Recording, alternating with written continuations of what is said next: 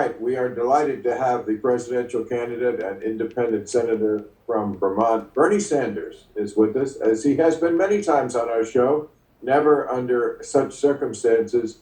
Bernie, you are a guy who has seen a lot of things. Where do you place this crisis in American history?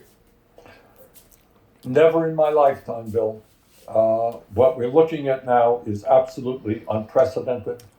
We're looking at a pandemic, the likes of which we have not seen in 100 years. We're looking at an economic collapse that may end up being worse than the Great Depression, with 30, 40 million people becoming unemployed in the next number of months. So it's unprecedented in our lifetimes, that's for sure. And what would you do right now if you were the president? This is exactly what I would do. The main point is that we have to prevent a breakdown in the entire system. That's how dangerous it is right now.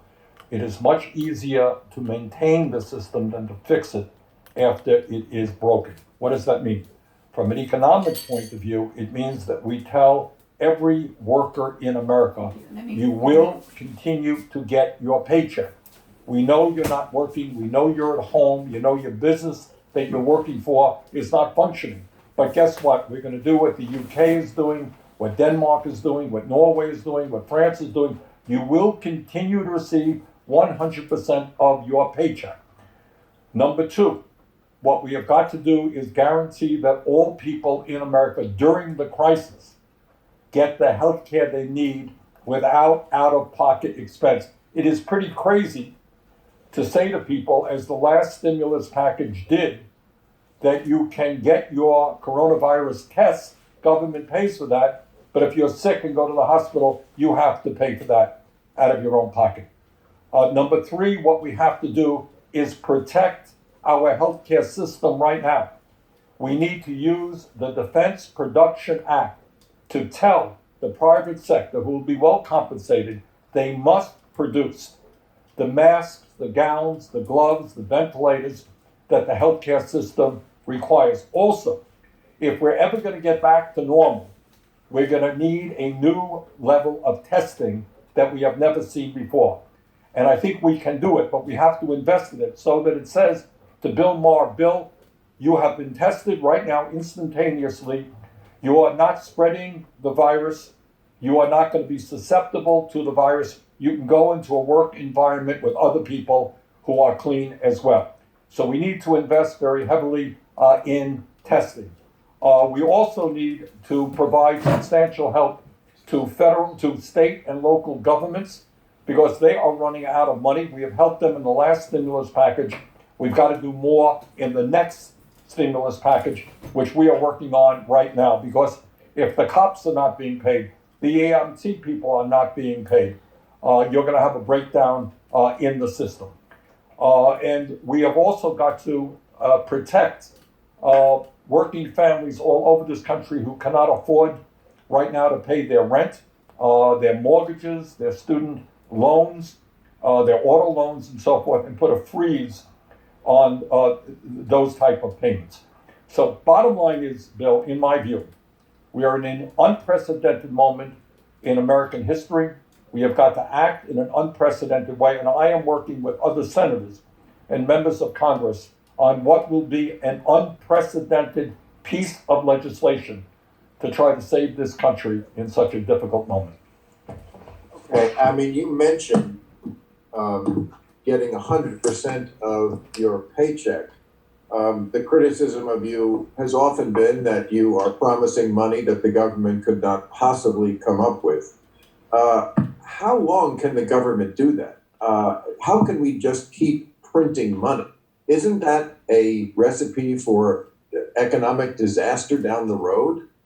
Well, I think, Bill, by not preventing a crisis, you end up saving money and easing a whole lot of pain in this country. I don't think you have an alternative. We are looking at some 30 or 40 million people over a period of months, over a period maybe of 3-4 months, losing their jobs. And if we do not protect those people, you're going to see a a collapse of the economy, and it will take us more money to put it back together. And what I'm suggesting, by the way, is largely what is already going on in the UK, Germany, Norway, Denmark, and other countries. So it's not a kind of a new idea. And by the way, we put that provision into the recent stimulus bill for 2 million workers in the airline industry. While the airline industry is virtually shut down, those workers will continue to get 100% of their paycheck and their health care, which is what we should be doing. So, Bill, I'm not suggesting to you that this is not an expensive proposition. I am suggesting to you that the alternative is worse. I find one of the most galling parts of this is that the president is favoring certain states over the others. Governors who are nice to him, as he calls it, get a lot of attention and all the equipment they want. To me, this is even more of an impeachable offense than what he did with Ukraine or Russia. How do you stop a president who is blatantly not the president of every state equally? How do you stop a president who sends aid to Florida, for example, because he likes the governor there, but not here to California or Illinois or Massachusetts? It is literally beyond comprehension. I mean, we have a president who has done so much harm in this entire process, who has downplayed the crisis from day one, which will cost us, and his actions or inactions in not listening to the scientists and spouting off ridiculous ideas is in fact going to cost the lives of many thousands of Americans. But to answer your question, Congress has got to step up to the plate and step up big time. And I will tell you what else concerns me.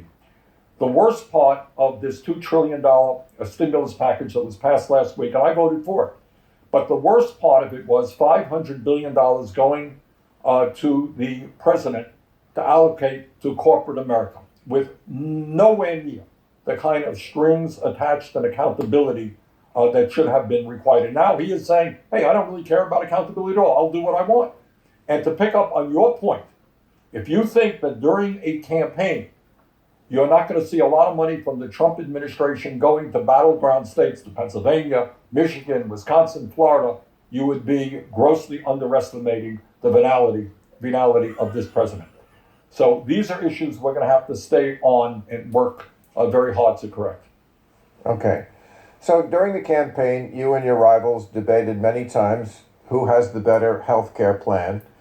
But my point has always been that one thing I never hear from a politician is saying to the American people, no matter what health care plan we have, it's not going to work unless you take more responsibility for your own personal health. One reason we're in the mess we're in is because Americans are not very healthy to begin with.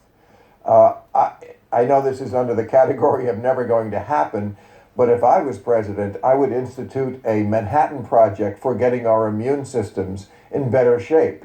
And part of that is suggesting very strongly that people eat better food and less of it. Would you agree?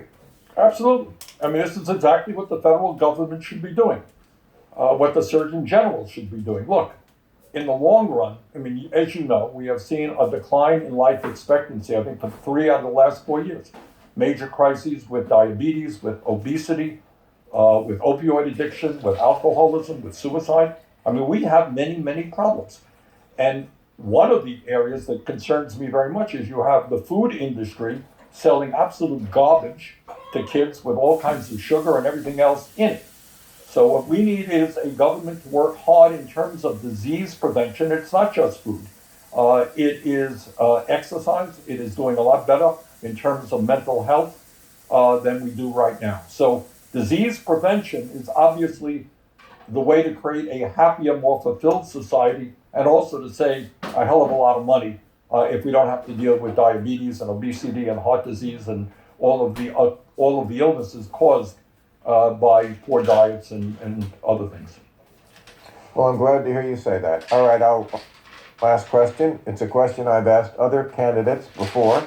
I don't seem to ever get a satisfactory answer, but I'm hopeful for you. And that is this. I've been saying for a number of years that if Trump loses the election, he's not going to leave. Now I notice a lot of people are talking about this very issue. If you are elected president and Trump gets out there and says, well, there were irregularities and it was rigged and it was this and it was that, and I'm not going anywhere until we find out what's going on, what do you do? Well, you mobilize the American people in a way that they have never been mobilized before, to essentially remind this president that whether he likes it or not, we live in a democracy, and that the majority of the American people, through the electoral process, will determine who the next president is. So, what you're describing is a nightmarish scenario with regard to democracy in America. Do I think you're crazy and off the wall? I suspect not. But I think we have to make it clear from now on, throughout the campaign and the day after he loses, that if he loses this election, he will be out of office and replaced by the new president. Well, I am crazy and off the wall, but I'm always happy when you join us on our show, even if it's remotely. Stay healthy out there, Senator. Good luck with the campaign, and I hope to see you in person.